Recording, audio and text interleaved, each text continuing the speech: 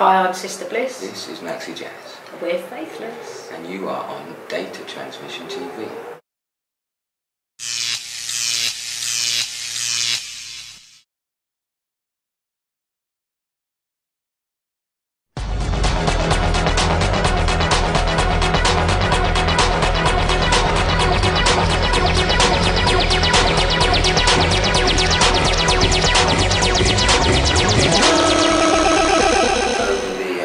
Couple of years, you know, we've all become aware that there's for want of a better word, we've been missed, and a lot of people were coming up to me and saying, "When's your next album coming out? When are you touring next?" So there was a space for us, and we've been pretty lucky these last 14, 15 years of having some of the best fans known to man, it seems to me, and. So the idea was to make an album that they liked. So. It's not over, I'm not going home till I can take you with me. I'm not going home, come with me. Current producers have name-checked us and have kind of tried to sort of do a Faithless, if you like, but probably in a slightly cruder, more obvious way. You know, I still look back on our records and they have layers and layers within them. They're not quite as blatant as perhaps people may think they are, and you know, I'm very proud of that, and I think that's why they've stood the test of time. But it felt like, well, God, all these people are slightly imitating us. It's kind of mad. Why don't we step in and reclaim the sound that was ours to begin with, if you like? Not that anybody's sound is anyone's, but I think Faithless has a quintessential Faithless sound, and we definitely wanted to be recognisably ourselves, whilst at the same time sounding current and playable by the great DJs of today, who really do spread the word of Faithless around the globe, and that's why we wanted to make something that was also a big thank you to our fans, because the way most people have met Faithless, if you like, is through the anthems, the big numbers, and they've had special times in their lives that have been really soundtracked by Faithless music, and often enough that is the big club tracks. So you felt like we were in the right headspace to make that kind of music.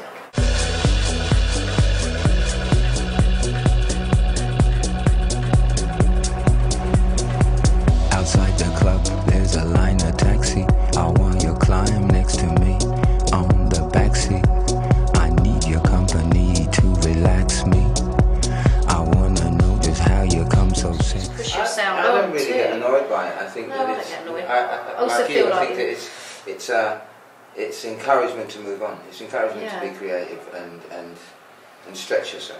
You know, like you say, it's flattering in one way, and then in another way, he says, well, we can't go back to that now because no, we can't make a bunch of other people on it, songs, so we have to go forward. So, and you have to do that. That always happened. That happened from the beginning when we made this song. You part of music. Yeah, it was a raft of records that music. sounded reggae, very similar. Hip hop.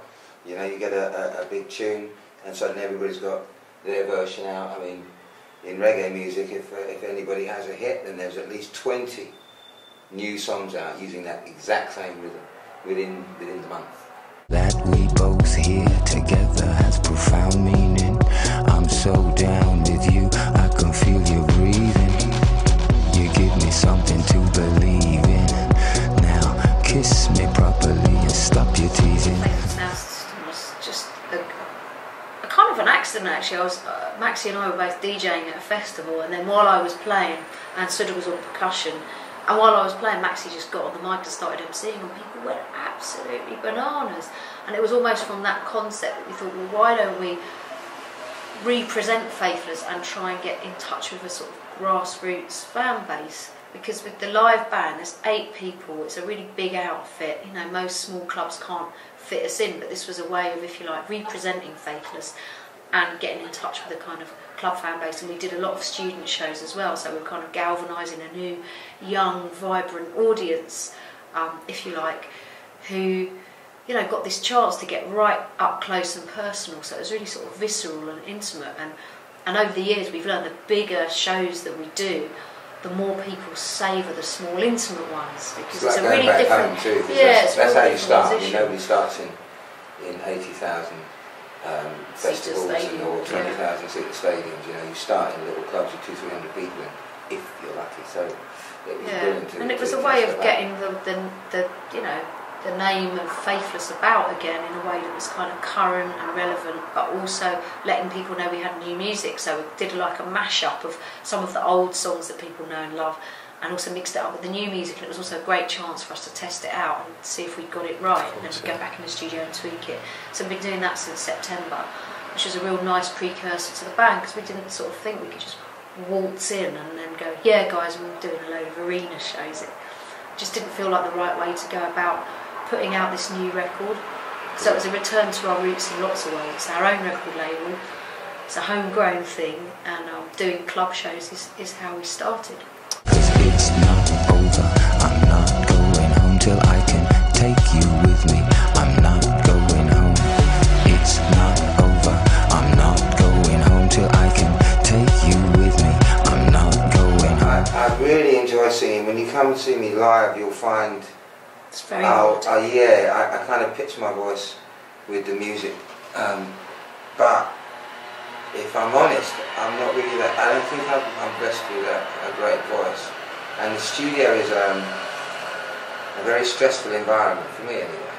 If you have an audience in front of you and musicians behind you, the music sounds great, you can hear everything, and you're in the moment, then expressing yourself in song is actually really easy. And you know, I've heard stuff back, and I'm my own harshest critic, and I've heard stuff back live and saying, that sounds pretty good. Trilling away. Doing the same thing in the studio when there's just like a glass panel and a couple of bored-looking individuals. We're never bored. How could you say that? We're the biggest fans. It's not over, I'm not going home till I can take you with me. I'm not going home.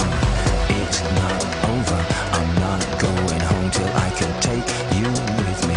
I'm not going home. My mum used to play a lot of the old jazz greats like Nat King Cole and Ella, Sarah Vaughan, and all of that old great music, Duke Ellington and stuff. And then I got into hip-hop, I think, in a huge way, in the early 80s. And then I heard Rakim for the first time, and I was at the bottom for that in the world. I just thought, that's it. Because up to that point, people used to yell into the mic quite a bit. Still do. But Rakim had and has this really conversational tone. And I find that, you know, people yell at you, you kind of do that. And if people are like being really quite quiet and conversational, you tend to lean forward to hear what they're saying. So I thought, well, that's what I'll adopt. And then I heard the Jungle Brothers' first album, Straight Out of the Jungle. I thought, no. But the great thing about it was I was thinking, I can do that. That I can do. Rhymes like that I can write. I can't do the I will stab you if you look at my lyrics. I can't do those.